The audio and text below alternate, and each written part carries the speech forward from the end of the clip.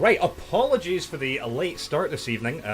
Got hung up doing a few things, so it was one of those nights, right? I've just had stuff to do, was running a little bit late. You know, we're over at the my partner's dad's house for dinner, and so we got back here a little bit late. I was doing things, then I go to open everything up. XSplit wanted to be updated yet again, even so there was just an update a couple of days ago.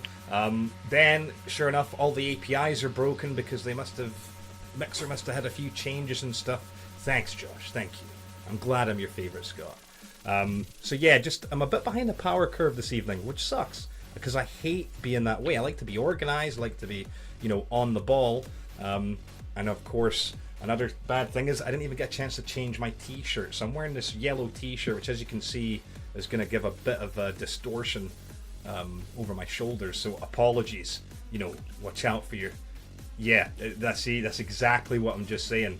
I shouldn't be wearing this shirt. I should be in another shirt, but I just didn't have the time. Had to make sacrifices. This is the problem, because I'm using a green screen and chroma. Yellow, has quite a fair bit of the same type of properties as green, unfortunately. So yes, so I've got weird shoulders. So I need to sit like this the whole time. Yeah, I need to do that. Or if I go back enough, maybe, right? Nah, it's because of the way the light's shining. Because it's yellow and the way the light's reflecting just at the edge, it'll do that. It'll do that. But hey, shit happens. Anyway, Jay, how are you doing this evening? Yeah, I'm not too bad. A bit tired, but I mean, I'll live. You're doing better than me. That's yeah. Anyway, let's get right into this because we've started later. And I can't keep Jay up all night because he's busy with that new job that he's got. They're working him into the ground, so they are. Let's get started. So my first bit of news this evening is from CNET.com, and this is about Microsoft. Microsoft is finally calling it quits on Groove Music. More than a decade after Microsoft introduced Zune. Do you remember Zune, Jay? I remember it. Because they came out, they had like their own little proprietary Zune player, for MP3s. It was an MP3 service for, I don't think it even streamed music. I think it was a download service, if memory serves me correctly, I think. But anyway, it failed. It was it just didn't, did not work out at all for them. But so anyway, it's been through many iterations. We had Xbox Music for quite a while. Then it got rebranded as Groove Music. And so finally, Microsoft has said, rather than try to compete with Spotify, they're axing Groove and are partnering with Spotify. Good move. Yeah, no, they did. But yeah, so as of December 31st, the subscription service will no longer exist. Microsoft has said they're going to partner with their rival service, Spotify. Anyone who currently has a subscription to Groove, you're going to be able to move your playlists and your collection from Groove over to Spotify. So that's handy, for the whole, 700 people in the world that use Groove.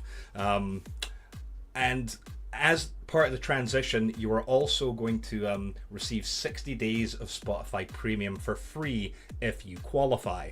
They haven't released what it takes to qualify. I would assume if you've got, a couple of months left on your subscription after December 31st. But yeah, Microsoft Groove. I'll be honest. I used to have Xbox Music, and I used to have Groove when it became Groove, and it was quite handy. I never really got into Spotify years ago. I used Groove Music because it was just there. It was handy. You got a lot of new releases.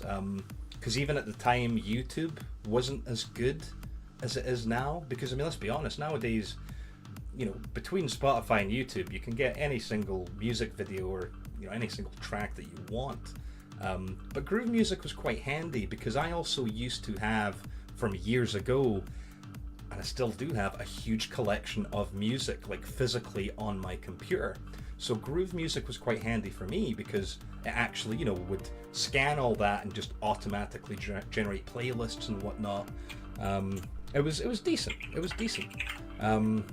But But no, it's going away because it was Microsoft's attempt to compete with Apple and Google. But let's be honest, the service never really took off. So, they've decided to get rid of that and support Spotify even more. And to be honest, I've been using Spotify quite a bit on the old Xbox. What about yourself, Jay? Have you I haven't used Spotify in ages. Have you not? I don't really listen to music that much in terms of when I'm gaming and doing other stuff. It's just, Okay. I don't know why. I used to do it a lot. I used to listen to music a lot. I don't really anymore. Don't know why. Oh, see, we as in my partner and myself, we would actually die if we didn't have music. That's just our thing. I mean, it's the same like if I'm in here doing schoolwork, I've got to have music going. Hence why even like when I'm playing games, I usually have music playing. For me, I just love music. So I used to be the same. In fact, I still do it a little bit, like gaming and stuff. I will have like the new Spotify, YouTube up and put the sound down. But when I'm gaming, I like, especially considering how much I like to play PvP games, I prefer to have the sound there to be able to listen to what's going on. Yeah, I mean, Rainbow Six Siege did change things a little bit for me. Yeah. I mean, when I'm streaming it, I'd have the music going, obviously for the stream, but it's a good move though for Microsoft because Spotify's so hard to compete with, in my opinion, anyway. From what I'm aware of, it's like online retailers, like in essence, trying to compete with Amazon. It's almost suicidal as such. So it's a good move, to be fair. Yeah, that makes sense. Especially seeing as you can take all your old playlists over, which is nice. Something which I think a lot of people will be happy about, because if they went, oh yeah, by the way, you've got to remake all your playlists and everything, people will be like, well, what the hell? That's quite nice as well. You're right. It definitely makes that transition easier for them. Yeah. They can migrate their playlists, and if they had a paid subscription, there's a good chance they're actually going to get Spotify Premium. Yeah, which will be good. Very good. Right, the next bit of news is a bit of gaming news, and this is from our friends over at WCCF Tech, and this is about Middle-earth: Shadow of War, which is coming out very soon, right? It's just around the corner.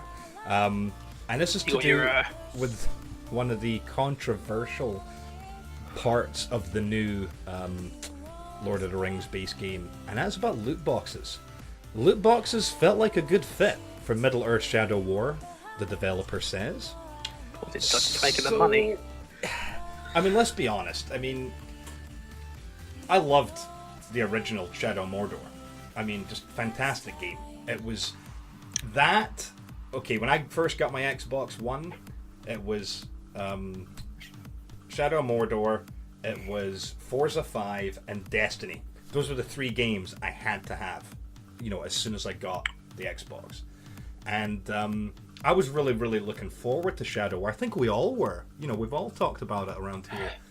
And then the minute we heard about the loot boxes, I mean, I know Gim, who unfortunately Gim's not with us this evening, he's got quite a bit of tooth pain.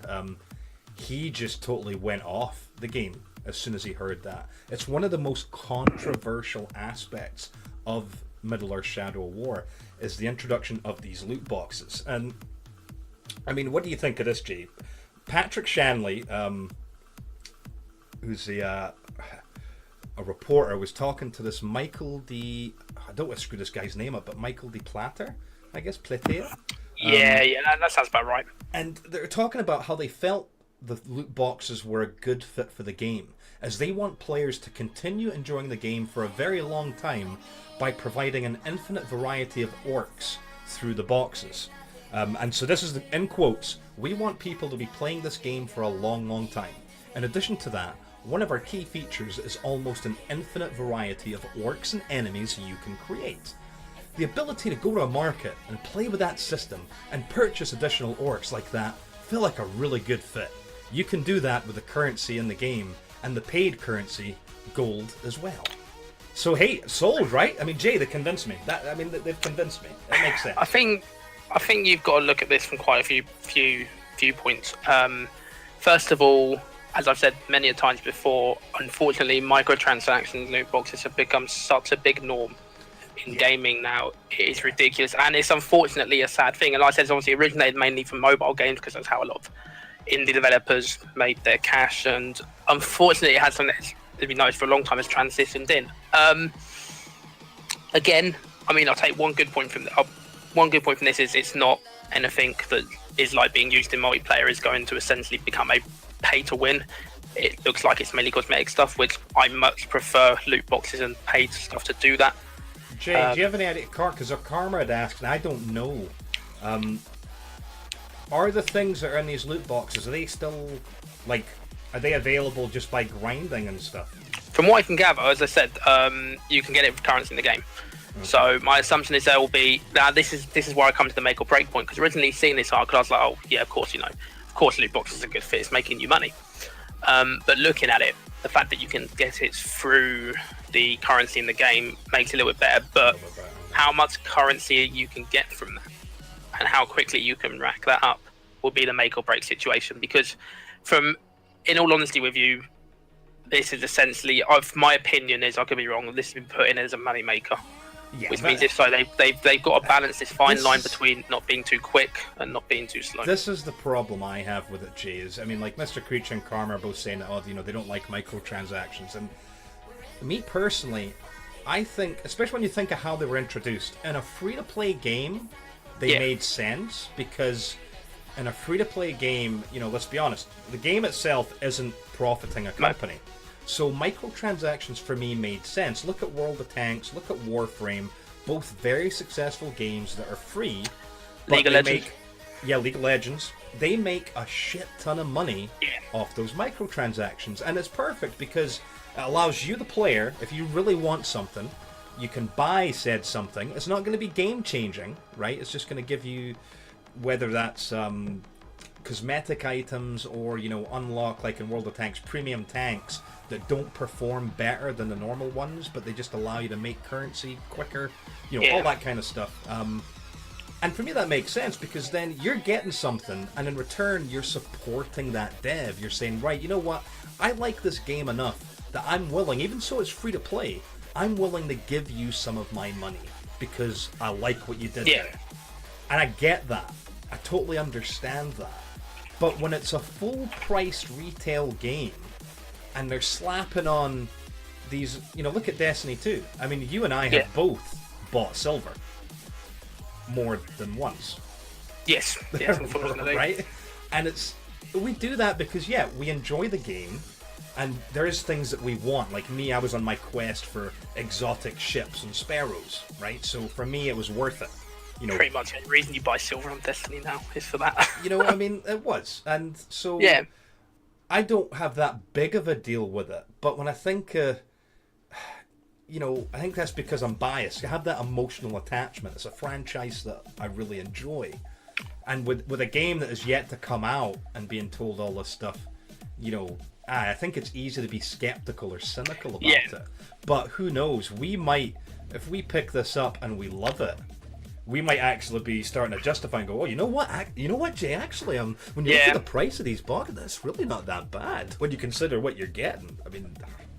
I mean, thing is, I'm going to get this game anyway for a couple of reasons. One, because I got my nice Xbox One X to play it on. Now, are you going to get it right away, or are you going to wait it out for the Game of the Year edition? Or see, I probably will get it straight away, or at least wait till I've got the money for it, because I need to obviously keep an eye on my finances at the moment. But this doesn't turn me off as such, because it's not something that you have to buy. It's not something that looks like it isn't going to be hopefully forced. Forced in front of you and being like, buy this. And the fact that you can get it from it's exactly the same with Destiny. You can slowly gain the currency or gather the currency you need, like with the bright engrams, you slowly get your XP. Again, looking at what it does, it's just, I'm not too sure if it's just cosmetic or if it is going to be stuff that makes the game easier as such, or give them cool abilities and stuff. And I expect they'll probably have things like legendaries and commons and rares and stuff like that within it. Looking at what the game is. Yeah, special orcs and whatnot. But they say a good fit for the game. Unfortunately, again, as I've said before many times in the past, the gaming industry is becoming much more of a business industry than that of an entertainment industry. In my opinion, it's more about how much money can we make, and that's why I say you'll see a lot of the same stuff come out. You'll see games that aren't, as I think as we discussed potentially last week or beforehand, that you get this whole entire slapping of labels on games now, like it's Dark Souls-esque, it's Call of Duty-esque, and that's because these are those big main staple franchises of the gaming industry, and there's a reason why they constantly get remade, because they sell. People will buy them. Why fix something that's not broken as such? And this is again why indie games and things like that aren't necessarily, unless you're looking for them, really thrown at the forefront of the industry, which I think they should be, because indie games are amazing. I mean, I haven't played it. I don't know if it's an indie game. I haven't played that Cuphead game that's recently, I believe it's Cuphead that's recently come out. That looks quite good. I need to get that at some point. Again, that's probably a really good game. Yeah, a punishing one, but yes, but that's those are the sort of games that I like, though. But it'll be interesting to see how this plays out. How it is actually received when the game comes out, and not just from all these speculations on what it's going to be, and how much it's going to affect the gameplay as well. That's another big key factor for this. If it's niggly, but like I said though, I reckon the same with Destiny as well. I reckon stuff like this, they're going to be having the in-game currency you can get, I reckon, be quite a slow slog unless you are really putting the time in. I mean, if you're looking at time that we put in on Destiny, for example, there's a reason we churn up bright engrams. Whereas if you look at the average split, I barely played this week. I haven't touched the game, and I'll probably get maybe 1 or 2 bright engrams this week, compared to somebody that's constantly playing will pick up maybe 8 or 9. And that's where, for somebody like me, if I really want them, I'm sort of more leaning towards the money aspect of it and the microtransactions, whereas a lot of I always want to say hardcore players of the game might not necessarily do it, because they can churn them up a lot quicker. Yeah. But we shall see, because I mean that comes out. God, what day is that? Is it the 20-something of this month, or? I can't remember if it's quite near the release of the Xbox One X. I could be wrong.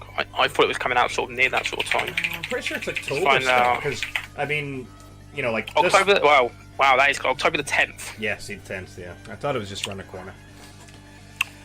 Yeah, but does it look good? I'll probably hold off. I mean, because there's Forza 7, there's quite a few things. There's Evil Within 2 comes out Friday the 13th, which I never finished the first one in its DLC. I barely played it. That's something I need to pick up again. I'll probably wait for Shadow of War until I've got my new Xbox, because I'll have. For me, it's not that much of an issue until I get that, really. Yeah, that's fair enough. So I'll probably just wait till then. Fair enough. Right, next bit of news is from PCGamesN.com. I can't say it's a website I've actually used very often. It was just, I saw this and it made me happy, right? We know that about the NES Mini. We know about the SNES Mini. We even know that they're rumored that most likely going to be making an N64 Mini in the future. And, I wasn't too excited about the NES and SNES Mini, if I'm completely honest.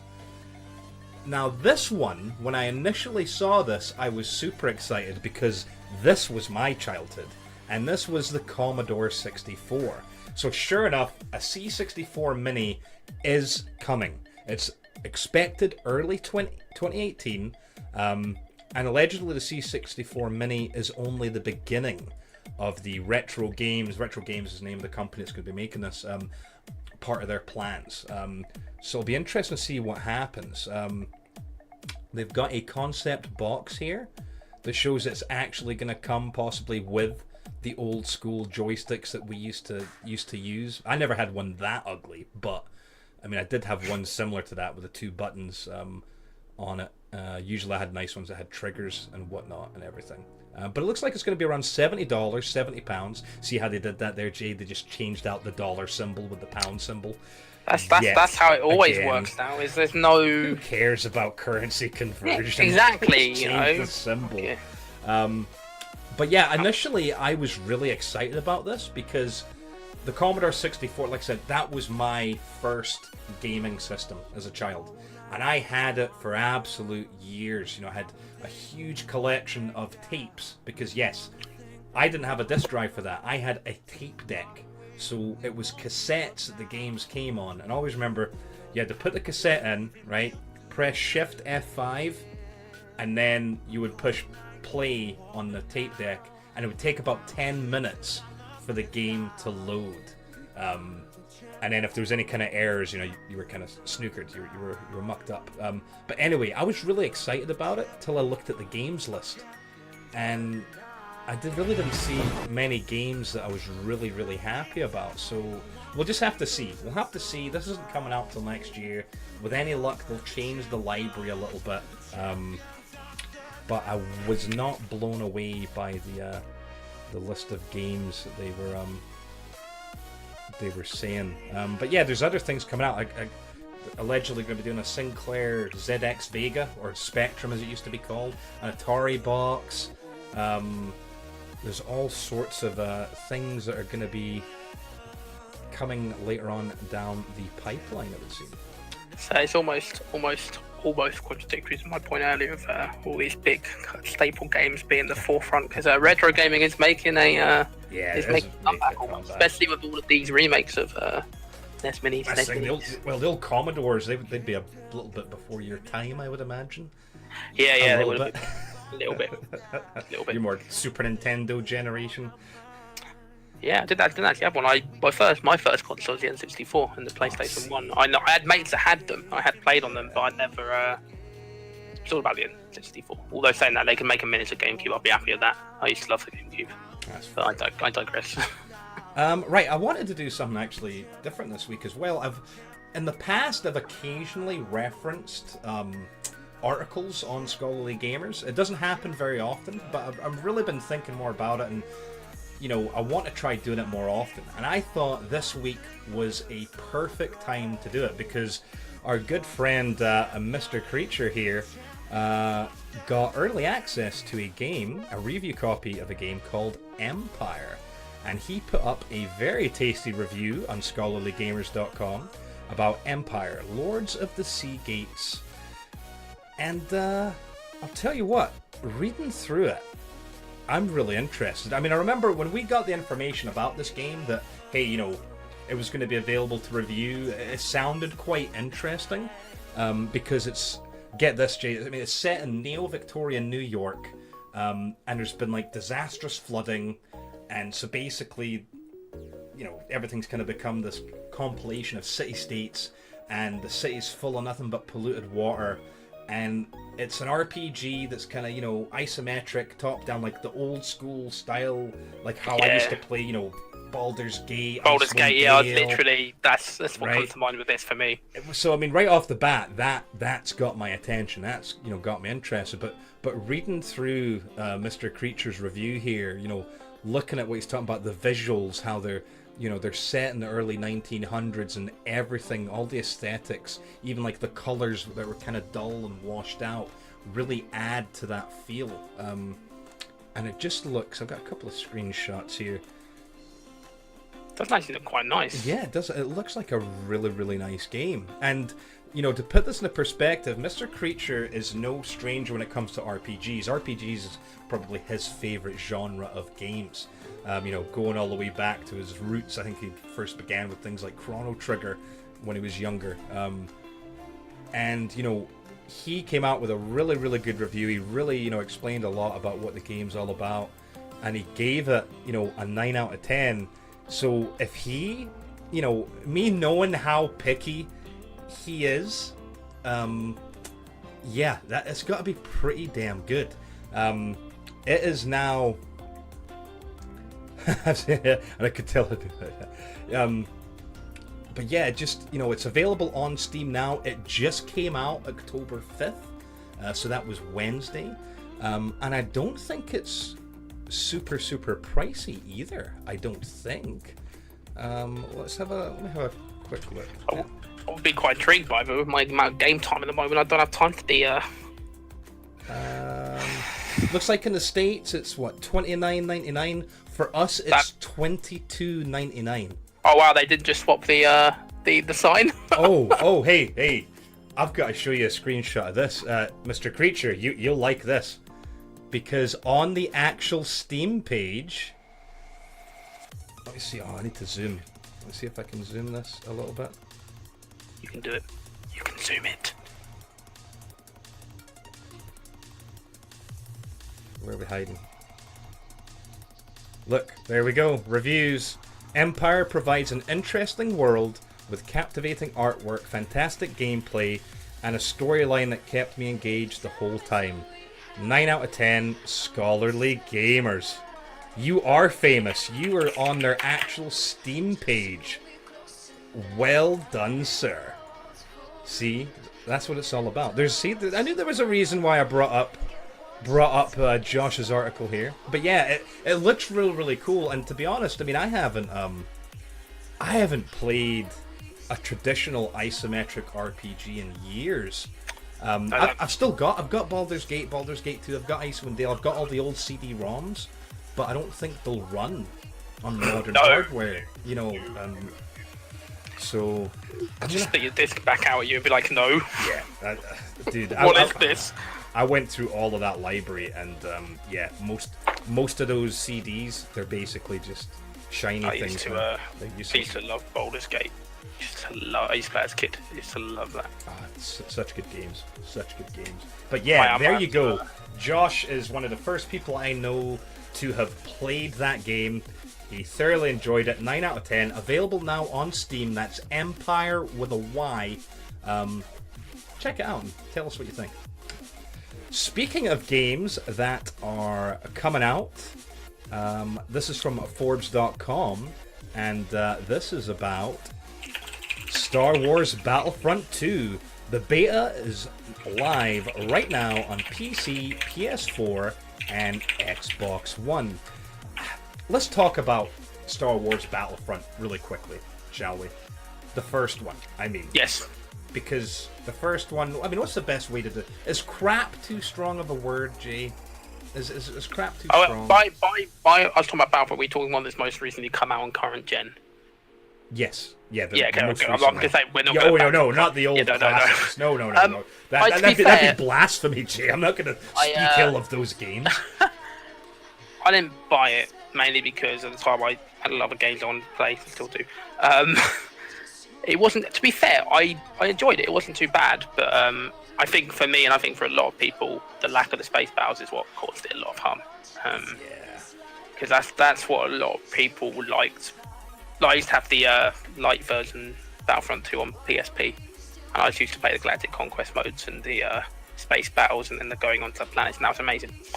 And I think it suffered quite a bit from that. But also, the original Battlefronts weren't PvP only, right? They had. No, I can't remember. I'm pretty sure they did have some sort of.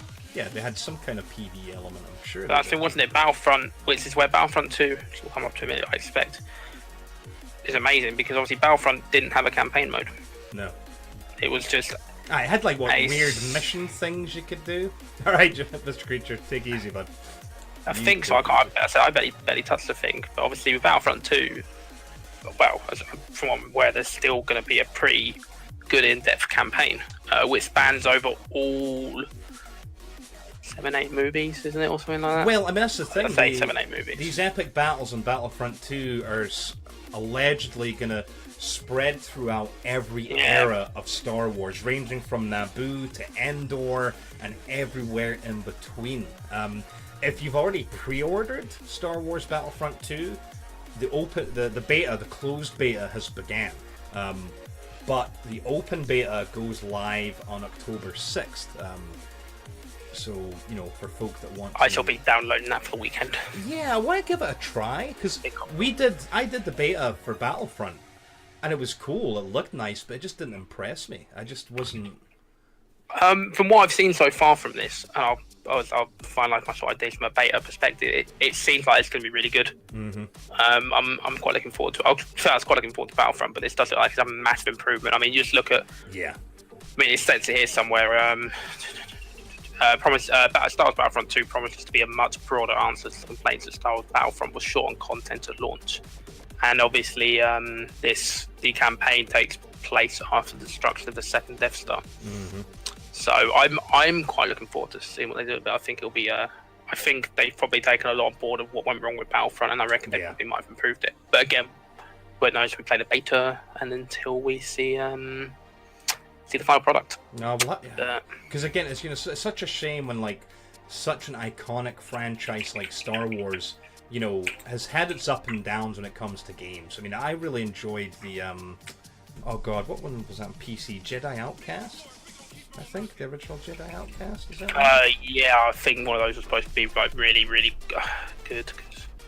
Because that was using, I'm pretty sure that was using the Quake 3 engine back then, but it was really a dressed up version of it. And you could mod it, and oh god, the mods you could do, different skins, putting Darth Maul in with his, cool bow type lightsaber thing. We used to multiplayer the living hell out of that because there was also custom made maps. So like someone had made a Coruscant level that was just amazing, just all these. Had a lot of good times in the Star Wars universe years ago. And then anyone that has seen my my current pictures of the man cave knows that I've got quite a bit of Star Wars stuff going on in here as it is. Yes. Hey, I'm a fan. What can you say? But yeah, so no, that we'll have to. You're right. We'll have to remind each other to queue that up for downloading this weekend, and see if we can tear ourselves away from Destiny and have a little look at it. I think I would if I've actually finding it hard to go back to playing Destiny, but it's just for me, it's kind of, I think it's because I put so much time in. Yeah, it's what happens. It's hitting that point again. Yeah. I think, well, to be fair though, isn't it? I think you've also maybe got a sour taste in your mouth after the salt from Trials. To be fair, you know what? On Saturday, I'll go back in and attempt it. I'm not. That is literally on my to-do list of the last thing I need to do is go flawless in Trials. Even hit by bloody wins would be nice. I know. You'll get there, bud. You'll get there. We'll get there. Right. One more last bit of news. This is something that we mentioned briefly a few weeks ago. Yes, it was. And it was rumored back then. And this is from Video Cards with a Z.com, and this is sure enough the NVIDIA GeForce GTX 1070 Ti is gonna launch October 26th. So we had talked briefly about this before, saying, you know what, is there a need for this card? Because, and I get why they've done it, right? Because this is supposed to be a card that is going to cost around $400. Now the problem with their slated price is, of course, all of this bloody mining that's still going on. Video card prices are just, they're all over the place. They're not where they should be. Because if you look and if prices were normal, there's this gap between the 1070 and the 1080 that the new Vega, the Vega 56, kind of filled that gap. Yeah. Right? The 64, is a different animal, because the 64 was kind of, in some tests, better than a 1080, and in others it wasn't. Whereas the 56 really did, for the most part, perform better than a 1070. So there's this weird gap that NVIDIA, since they haven't really been challenged, the 1080 Ti and well, even the Titan X, they're still the kings of the castle, right? Those cards are at the top of the game. They're insane. They're crazy. There's a reason that they're 800 British pounds. But since they haven't been challenged at the top, and instead AMD's trying to peck at them in that kind of mid to high, that mid performance level. This is NVIDIA basically saying, no, we're not going to have any of that. Here we go, boom, 1070 Ti, a card that sits between the 1070 and a 1080. Now I say between a 1070 and a 1080, but if I pull up some of these stats, I mean, when you look at the CUDA cores, it's barely shy of a 1080. When you look at the other stats on it, like with the compute, which, as we know, they all go on about how many teraflops something can do. It's barely, it's just behind a 1080. And same with the clocks. The clock speed isn't that far behind. Okay, the memory is quite a bit slower compared to a 1080, but it's got the same amount, 8 gigs. It's got the same memory bus, 256-bit, and even the power usage is 180 watts. I mean, this just seems to me like it is, you know, it's almost a 1080, but just a significantly cheaper than a 1080. You know what I mean? It's interesting. Obviously, this is so early, we don't have any actual real numbers of how it performs, but if this... What's the price like compared to the 1080s with the 400-ish, it says? Oh god, let me have a look. If I go to I think the other big concern here is... I don't really know much about this side of things, but it's state-of-the-art kind of... You know, it says it might be a good card for mining because it features GDDR5 memory, blah blah, and almost high Q to core counts. Is this going to cause a problem with how quickly these sort of things sell out and how quickly you can get hold of one, especially if they supposedly could be good for mining? Yeah. Currently, Jay, a normal 1080 ranges anywhere between $500 to about $580, depending on the brand and what kind of cooling setup it has. So you're looking at, you know, somewhere between $500 to $600. And so 400-ish isn't... For a card that's just slightly behind, if it actually performs slightly behind. But it's bit now, isn't it, is how accessible will this be, or available will it be if it is actually good for mining? Yeah, well, that's the thing. Because if this does that... I mean, that's essentially a cheaper version of a 1080. As you say, it's very, very close, which means in terms of potential... I don't know a lot about mining, but in terms of, as it says in the arcade release, like, it might be pretty good, which again is going to cause a big problem then with getting hold of the cards. So as you said, there's a big problem anyway with the whole entire sort of that side around graphics cards and their availability and their prices is due to this big mining problem. No, it's just it's weird that they're doing this, you know, instead of pushing, because let's be honest, the next logical step has to be the 11 series, right? Well, you'd think so. And it just shows you Nvidia, again, they're not under any pressure. Why should they come out with the 11 series? You know, the 1080 Ti, okay, now don't get me wrong, if you're playing in 4K with everything matched, yeah, there's games that can make that drop below 60 frames per second.